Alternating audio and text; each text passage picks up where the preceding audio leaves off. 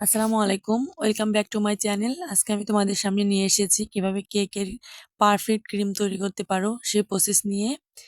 দেখো আমি একটি মিক্সিং বোলের মধ্যে ১ কাপ পরিমাণ ক্রিম নিয়ে নিয়েছি। ক্রিমটা আমি ডিপ ফ্রিজ থেকে ১ ঘন্টা আগে বের করে রেখেছিলাম।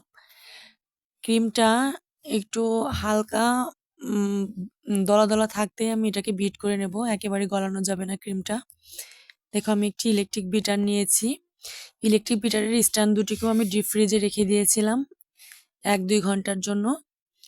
এখন আমি এটাকে লো স্পিডে মানে স্পিড ২ এ দিয়ে এটাকে আমি ২ মিনিট বিট করে নেব।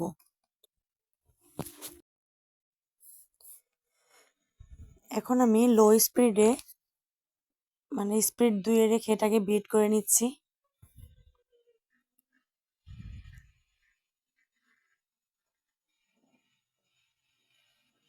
এখন আস্তে আস্তে ক্রিমের ফোমিটা চেঞ্জ হয়ে আসবে। দেখো আস্তে আস্তে ক্রিমি ভাব চলে আসছে ক্রিমটা থেকে। এভাবে ২ মিনিট আমি বিট করে নেব। এভাবে বাটিটা ঘুরিয়ে ঘুরিয়ে বিট করতে হবে যাতে চারিপাশে সমানভাবে বিট হয়। বন্ধুরা আমি একটি কথা বলতে চাই, সেটি হচ্ছে যাদের কেকের ক্রিমটা পারফেক্ট হয় না তারা আমার এই প্রসেসগুলো ফলো করে খুব সহজেই কেকের ক্রিম তৈরি করতে পারবে।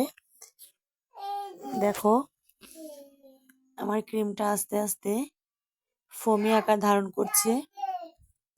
এভাবে আমি ঘুরিয়ে ঘুরিয়ে ক্রিমটাকে ফোম করে নেব। দেখো ক্রিমটা প্রায় হয়ে এসেছে। আমি ৩ মিনিট মতো বিট করেছি।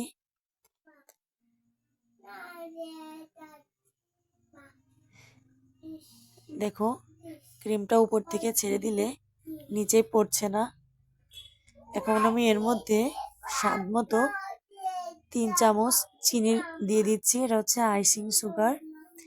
তোমাদের পছন্দসই স্বাদ মতো নিয়ে নিতে পারো। এখন আমি এটাকে আবারও বিট করে নিচ্ছি।